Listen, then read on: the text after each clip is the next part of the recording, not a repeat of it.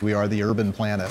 And city life can be hectic, fast, and noisy, adding more stress to our already busy lives. A continual exposure to stress builds up and builds up. That will affect eventually your immune system. Stress is part of life, but it's how we deal with it, researchers say, that makes the difference in our overall health. Behavioral psychologist Jenny Rowe at the University of Virginia says there is a remedy.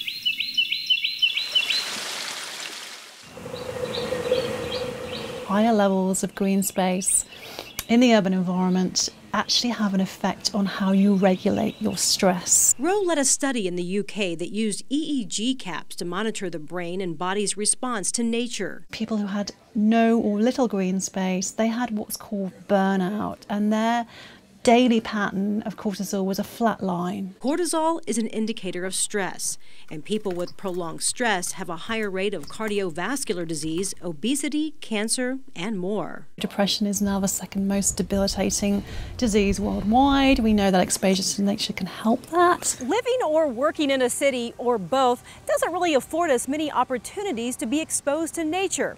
In fact, nearly 80% of all Americans live in a city. So what's the answer? We have a lot of space on facades of buildings. University of Virginia professor Dr. Tim Beatley says you don't have to move to the country. Instead, bring the country to you.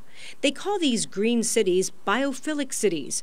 Biophilic meaning the love of nature. Installation of green rooftops, living walls, sky parks, and lots of green spaces that are just integrated into the vertical design. In 2013, Beatley and his team in the architecture department identified 10 cities in the world that were successfully incorporating nature into densely populated areas. The idea of a biophilic city is really to take this, these small features, these green elements that you find in buildings, and multiply them. Cities like Singapore help to show us the way. They have very little land, and they can't really sprawl, so it's very high density, and increasingly the nature is occurring in the vertical realm. Other biophilic cities include Edmonton, Canada, Perth, Australia, and Austin, Texas, among 20 other cities getting greener. Even here in Norfolk, while it's not officially in the biophilic network, the city has recently started inserting these little parklets, like this one downtown.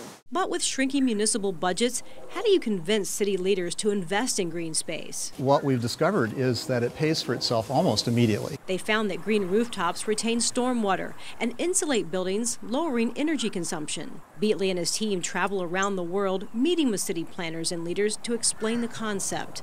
He says it's not a hard sell, it just takes focus and commitment. Some cities are giving developers incentives to green up their buildings. Density bonuses, as a developer, you would get to build a little higher or a little bit more density if you cover your roof with a green roof. So while concrete jungles are inevitable as our population grows and space becomes scarce, Beatley and Rowe explain that we don't have to sacrifice our connection with nature and the well-being it brings. But I would argue access to green space is an essential public health service.